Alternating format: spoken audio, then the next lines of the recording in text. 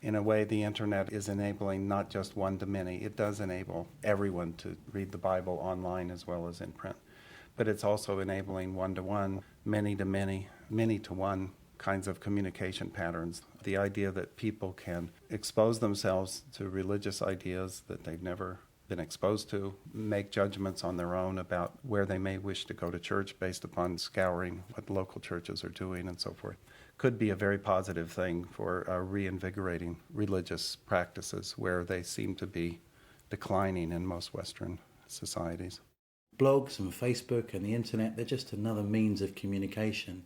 And the church historically has been pretty good at using new technologies. Dr. Krish Kandaya is the Evangelical Alliance's Director of Churches in Mission. It's his job to spread the Christian message, and the internet is an essential tool. Because I'm working a lot with the younger generation, our main way of communicating is through the internet. We have an enormous Facebook group that's regularly got debates going on. We produce a monthly podcast. So the new technologies are our primary way of communicating, actually. So how do you see things progressing? Is the gospel shaping the use of the internet, or is the internet and the technology shaping the gospel? Well, in one sense, there's a never-changing gospel. But in another sense, how we express that is going to be different in every culture. But in the same way that the introduction of television evangelists has resulted in a kind of soundbite Christian message, and also a very, for want of a better word, performance-based form of preaching. That's right. I think the internet is a tool, and the opportunities are great in terms of networking and hearing a global voice, but the negatives are there too. But I don't think for most people it needs to be either or. I think they're having an online life and an offline life, and we're keen that there's an integrity about both of those lives. It's 8:10 now, time for Sunday worship. This morning's service celebrates new forms of church which are emerging on the internet. The online community, known as St Pixels, usually meets only in cyberspace, but this morning they've gathered for worship at Emmanuel Church in Didsbury, South Manchester. The service opens with the Manchester Chamber Choir singing George Dyson's anthem, Let All the World in Every Corner Sing.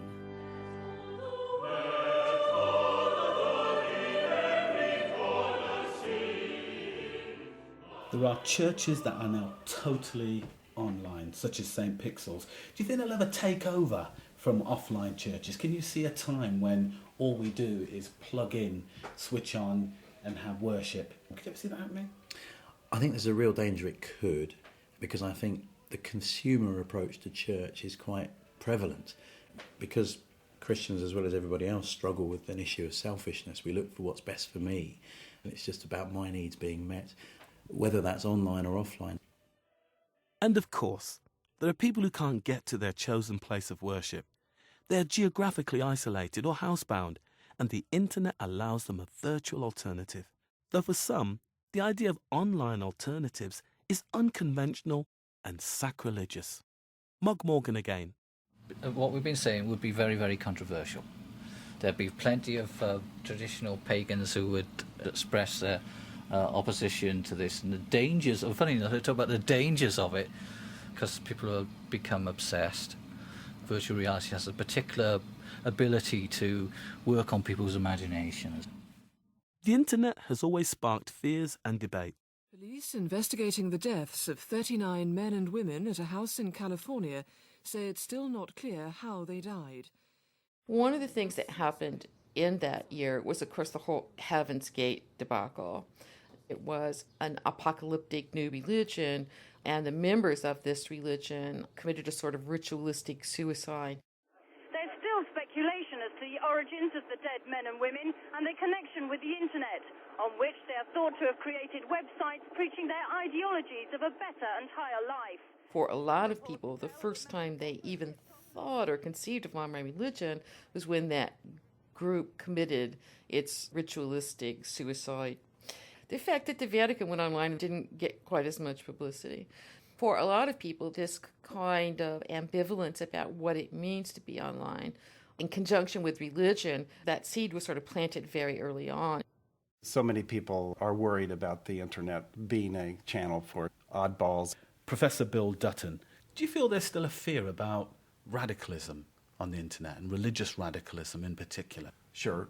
Even a Senate committee came out viewing the internet as a source of radicalization. And it is true that small radical groups, neo-Nazis or a radical Islamic group, might appear more important, more visible than it might merit by its own size and influence. The idea of having the world at your fingertips would seem an incredibly powerful idea to preachers who want to get their message out there, whether they be Muslim, Hindu, Christian or Jewish. I'm not sure if every actor in the religious realm is happy about the internet. I mean, if a hierarchically organized church wants a one-to-many technology, the difficulty of controlling the message in a networked society is probably really challenging. And if they would embrace the idea that their colleagues support the organization by creating new messages, and Obama's campaign is an example where he did not try to control all the messages, but actually tried to create a decentralized network of supporters. Give me that old-time religion. Give me that old-time religion. Give me that old-time religion. It's good enough for me. Yes, give me that old-time religion. Old-time religion meant you followed directions handed down from the religious authority. But online religion allows multiple voices from the internet, doing and saying whatever they want, unmonitored, anonymous, and in real time. So how do you bring conformity to this decentralized network? This is something that religious leaders have started to think about as this new technology challenges established codes of practice. Sometimes, I don't know about you, but I can send an email off or post a blog a bit too quickly without thinking about the kind of implications it's going to have on other people. Krish Kandaya recently organised a God Blogs Day on behalf of the Evangelical Alliance in order to look at guidelines for Christian bloggers. There was a 17-year-old girl and there was an 83-year-old cyber agony aunt talking about how we blog in a godly way. Following the God Blog Day, you wrote the 10 blogging commandments. Why was there a need for that?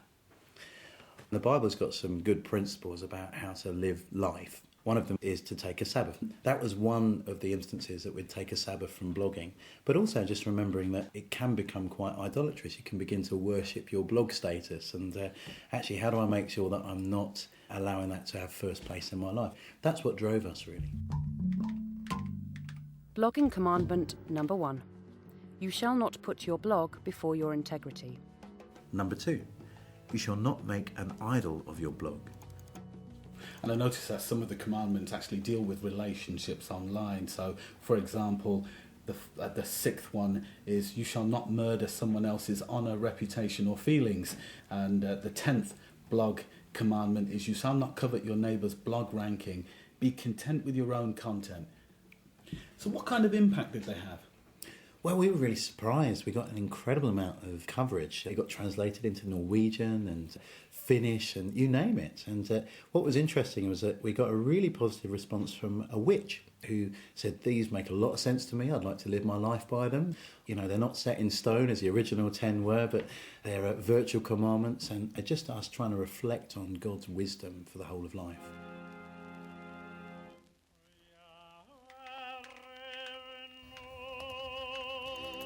This is the Shul website. There's a link to my blog, and largely I put sermons, articles. There must be thousands of rabbis who are posting up blogs who are using similar kinds of things. Jeremy Gordon is the rabbi of New London Synagogue. He's aware of the power of blogging as an activity which can facilitate the exchange of views within a religion. Within Orthodoxy, particularly within ultra-Orthodoxy, there's a huge emphasis on always towing the party line. And the internet has become a release for some of those things. There are some quite famous blogs that are written by people under pseudonyms talking about life in very, very Orthodox communities. And they just wouldn't have been able to have done it face to face because some of the resistance to outing those kinds of problems has meant that people who've gone to protest about those issues have actually been turned away. Now, that was a terrible mistake, but the internet means that those things can be outed, and that's great. That's very, very good.